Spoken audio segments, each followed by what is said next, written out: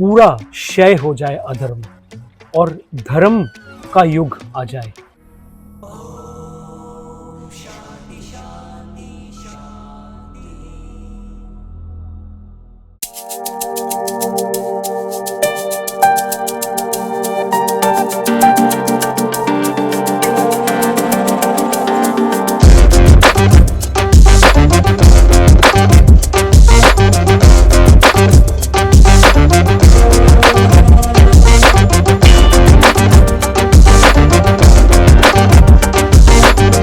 नमस्कार, सतयुगी लाइफ के vlog pod के एक और एपिसोड में आपका स्वागत है। और आज हम लोग फिर से हरिधाम में ही है, जहाँ पे हमारे निस्वार्थ प्रेम का परिवार रहता है, सतयुगी परिवार रहता है। सुबह से तो बहुत कुछ हुआ है। तालाब का पानी हम निकाल रहे हैं, क्योंकि क्या हो रहा है, पूरा पानी इतना भर जाता है कि यहाँ से देखो पूरा एकदम पार इसका टूट जा रहा है। पानी को निकालना पड़ रहा है। बहुत दिनों से ही मैं सफ़ी के पीछे पड़ा हुआ था। हमारा भी एक ये मशीन है, लेकिन इस मशीन से हुआ नहीं। तब एक इलेक्ट्रिक मशीन लेके आए हैं और उसको लाके पानी निकाला जा रहा है। थोड़ा पानी तो निकला है यहाँ पे, पूरा एकदम टूट के गिर रहा है। इस साइड से पूरा कॉर्नर से भी पूरा टूट टूट के निकल रहा है, इसलिए पानी निकालना बहुत ज़रूरी था। हम और हमारे प्यारे हनुमान जी, हम लोग दोनों हर समय देखते रहते हैं क्या हो रहा है, क्या नहीं हो रहा है, किस तरह से सब कुछ चल रहा है। हनुमान जी हम नहीं भी रहते हैं तो हनुमान जी सब कुछ निखारते रहते हैं, निहारते रहते हैं, संभालते रहते हैं। हनुमान जी एक चीज़ चलते रहे सावधानी से, बिना प्रॉब्लम्स के, यही सबसे बड़ा। और यहाँ पे मीना माँ ऑलरेडी प्रणाम करने के लिए बैठ गई है। मीना माँ बोल रही है प्रणाम करके सब लोग ठीक है। तो ये चल रहा है। वहाँ पे खाने का भी बंदोबस्त चल रहा है। आज क्या बना है देखते हैं। हम लोगों का तो जो भी कुछ बनता है एकदम सतयुगी तरीके से। आज खाना एकदम सिंपल, दाल भात और उसके साथ ये पता है क्या है, लौकी। और ये देखा है क्या है, ये है करेले का दाल, जिसको हम लोग बोलते हैं तीता दाल। मैं ये खाना निकाल के मैं देता हूँ एक जगह पे, जहाँ पे चिड़िया लोग आते हैं, गिलहरी आते हैं और आके उन लोग खाते हैं। और चीकू क्या करता है, वहाँ पे जा के इन लोग, ये कुत्ता लोग जो होता है ना, उन लोग इतना जलता है। और पहला वाला जो कुत्ता होता है वो ज़्यादा ही जलता है। वो क्या करता है, उसने जाके क्या किया, एक जवान गिलहरी अपना वो एक एक करके दाना चुग रहा था, कितने प्यार से। मुझे गिलहरी बहुत अच्छे लगते हैं, पता नहीं क्या क्यों, मुझे गिलहरी बहुत अच्छे लगते हैं। तो वो दाना पूरा जवान भी नहीं था, जो वो थोड़ा संभल जाता। और चीकू चुपके से गया और जाके गिलहरी को पकड़ लिया।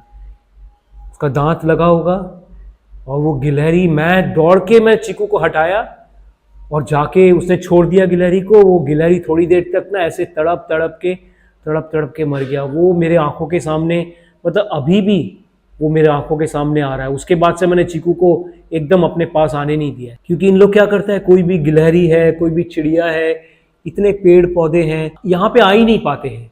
उन लोग इतना उनको परेशान करके भेज देते हैं। तो आज मैं इसको कहीं और दूंगा। ऐसा होता है, लेकिन ये ठीक नहीं है। इंसानों में भी होता है। इंसान जब किसी से जलता है ना, तो वो कुछ भी करके उसको अपने रास्ते से हटाने का, या फिर कुछ भी करके उसके लिए बुरा करता है, और इससे वो अपना एक नेगेटिव कर्मा माइनस अपनी ज़िंदगी में ऐड कर लेता है। एक सतयुगी के हिसाब से एक अजीब सा मुझे एहसास हो रहा है 2025 के बारे में, कि ये 2025 बहुत ही अंधेरे से उजाले की तरफ जाने का साल है। और अंधेरे से उजाले का तरफ जाने का मतलब है, जो अंधेर मचा हुआ है इस दुनिया में, उसको अंधेरतम तरीके से उसको ख़त्म किया जाएगा और उजाले की तरफ हम लोग जाएंगे। लेकिन मन में एक ये भी है कि 2012 के समय भी बहुत लोगों ने बहुत कुछ कहा था, बहुत सारे प्रोफेसीज और बहुत कुछ इस तरह से बोला गया था, जो गलत ही साबित हुआ। इसलिए कुछ पहले से कुछ बोलना या सोचना, तय कर लेना ज़रूरी नहीं है। बस इसी से खुश रहो कि ये अंधेरा ख़त्म होगा और फिर सुबह होगी। और इस बार जो सुबह होगी, उसके बाद 1000 साल तक ऐसा अंधेरा फिर कभी नहीं आएगा, और मैं भी नहीं चाहता हूँ, क्योंकि ये जो मैं तपस्या कर रहा हूँ, दिन रात 24 घंटे जो मैं तपस्या कर रहा हूँ, मैं ये चाहता हूँ कि ये अंधेरा ख़त्म हो बहुत जल्दी। जिन्होंने भी अंधेर तरीके से अपने ज़िंदगी को बनाया है, अपने उनके एंसेस्टर्स ने भी अगर अंधेर तरीके से अपनी ज़िंदगी को बनाया है, उन लोगों ने अगर उस अंधेरे को अपने अंदर से, अपने डीएनए से बाहर निकालने के लिए कुछ नहीं किया है, तो उनको भी उसका खामियाना भरना पड़ेगा।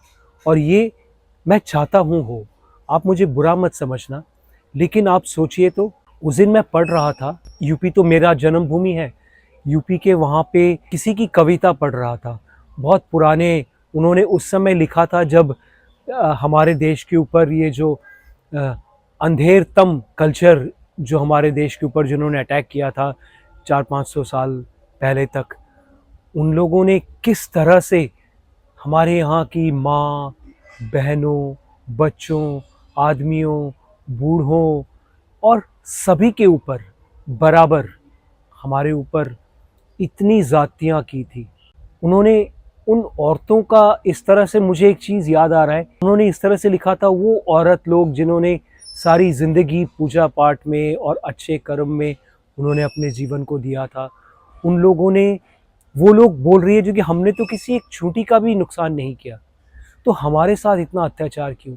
क्यों एक एक दिन में इतने इतने लोग हमारा रेप कर रहे हैं, इतने इतने लोग हमारे साथ अत्याचार कर रहे हैं, इतने लोग हमें इधर बेच रहे हैं, उधर बेच रहे हैं, 2 दिनार में बेच रहे हैं और ये सब कर रहे हैं, क्यों हमारे साथ ऐसा हो रहा है?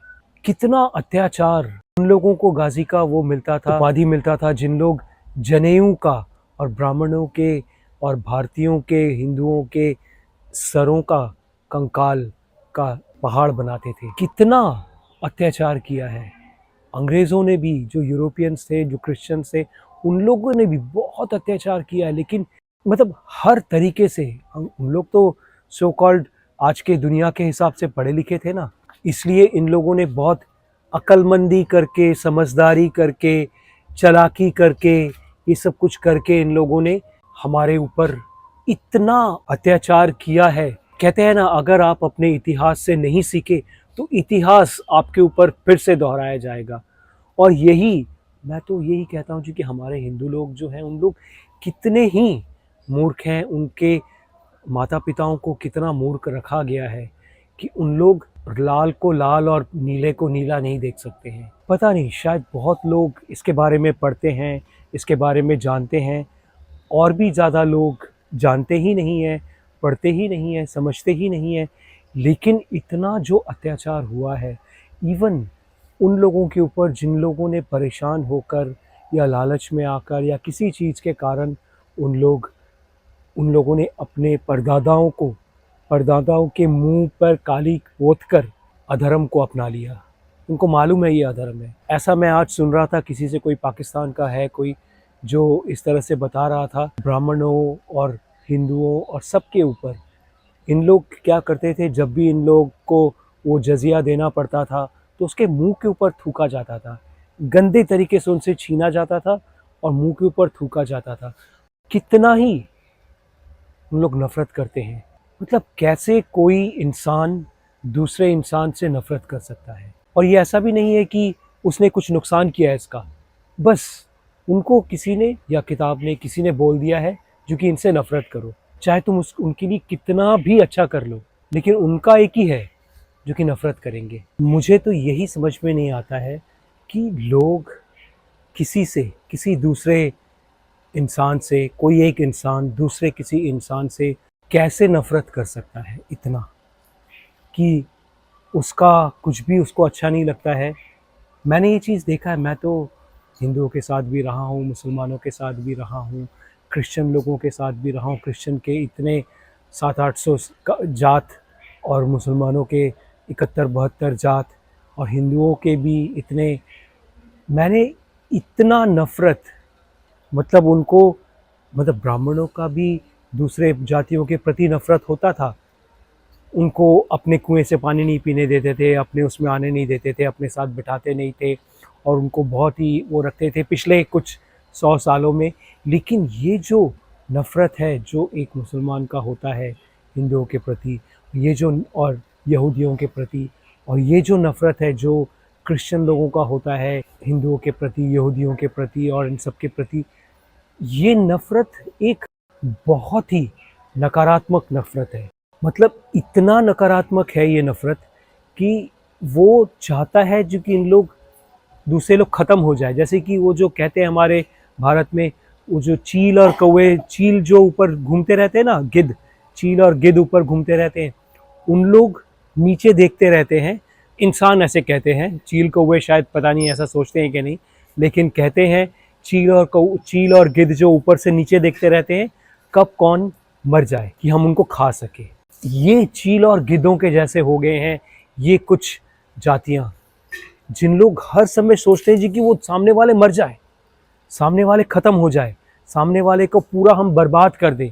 आप देख लीजिए पाकिस्तान में, बांग्लादेश में, किसी भी ऐसे देश में जहाँ पे इन लोगों का राज था या है, उन लोगों ने क्या किया, पूरा ख़त्म कर दिया है। पूरा इतना नफ़रत की उन लोगों ने मतलब ख़त्म कर दिया है।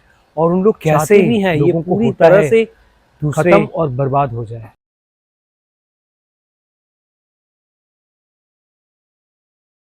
इंसानों के प्रति इतना नफ़रत कैसे इंसानों को होता है, दूसरे जानदारों के प्रति नफ़रत क्यों होता है लोगों को? इस नफ़रत को अगर मेरा बस चले और अगर मैंने अगर पुण्य किए हैं, मैंने अगर लोगों की सच्ची सेवा की है, तो लोगों के अंदर से, जिन लोगों के अंदर नफ़रत है वो लोग ही ख़त्म हो जाए। 28 साल 2.5 लाख से भी ज़्यादा घंटे मैंने अगर सच्चे दिल से सेवा की है भगवान की, तो मैं भगवान से यही चाहूँगा कि जितने भी नफ़रत करने वाले लोग हैं, नफ़रत करने वाली संस्कृतियाँ हैं, नफ़रत पैदा करने वाली, नफ़रत से दूसरों का ख़त्म करने की कोशिश करने वाली, चाह रखने वाली, ये जो नफ़रत का जो एक कारोबार है ना, ये कारोबार इस दुनिया से ऐसे गायब हो जाए। क्योंकि इस दुनिया को नफ़रत नहीं चाहिए, इस दुनिया को मोहब्बत चाहिए, प्यार चाहिए, दीवानेपन तक का भी प्यार चाहिए दुनिया वालों को। और यही दुनिया का भविष्य है। मैं तो हनुमान जी से यही कहूँगा कि हे हनुमान, आप जितने भी ये जो लोग, ये संस्कृतियाँ, आप समझ रहे हैं मैं किन के बारे में बात कर रहा हूँ, आप भी समझ रहे होंगे मैं किन के बारे में बात कर रहा हूँ, जिनके मन में नफ़रत ही नफ़रत है दूसरों के लिए, वो सब ख़त्म हो जाए और दुनिया में सिर्फ मोहब्बत और अच्छाई फिर से हो जाए। धर्म का जय हो, अधर्म का क्षय हो, पूरा क्षय हो जाए अधर्म, और धर्म का युग आ जाए। और इस कलयुग को हम लोग सह नहीं पा रहे हैं। कुछ भी आप करो, लेकिन ये सब कलयुग को अब ख़त्म करने का वक्त आ गया है। कलयुगांत सतयुग आरंभ का वक्त आ गया है। जैसे आपने राम का साथ दिया था, उसी तरह से आप हमारा भी साथ दो। अगर आप भी चाहते हो कि ये नफ़रत का कारोबार, नफ़रत के लोग और नफ़रत की संस्कृतियाँ ख़त्म हो और मोहब्बत की संस्कृतियाँ शुरू हो, मोहब्बत करने वाले, निस्वार्थ प्रेम करने वाले लोगों की भरमार हो, तो आप इस वीडियो को हर एक इंसान के साथ शेयर करें, जिससे कि जितना नफ़रत है ये नफ़रत सब ख़त्म हो जाए। इस वीडियो को जितना ज़्यादा से ज़्यादा शेयर करेंगे, उतना ही शायद और भी अच्छी आत्माएं जो मोहब्बत चाहती है दुनिया में, जो अच्छाई चाहती है दुनिया में, जो नफ़रत नहीं चाहती है दुनिया में, जो हिंसा नहीं चाहती है दुनिया में, जो अधर्म का क्षय चाहती है इस दुनिया में, जो धर्म की जय चाहती है इस दुनिया में, जो चाहती है कि इस कलयुग का अंत हो, वो सब इस वीडियो को देखें और वो सब भी हमारे साथ मिलकर प्रार्थना करें। तो मिलते हैं अगले व्लॉग पॉड में, तब तक के लिए प्रणाम।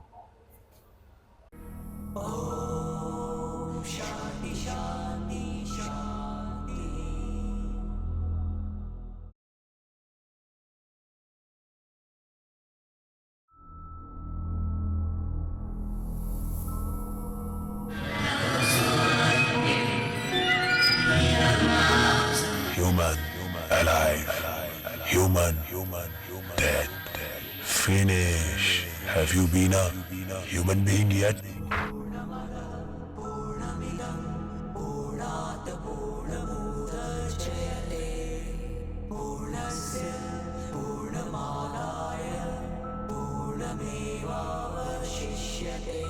শুধু আমার আমি, শুধু আমার, শুধু আমি ছাড়ো বন্ধু, ছাড়ো।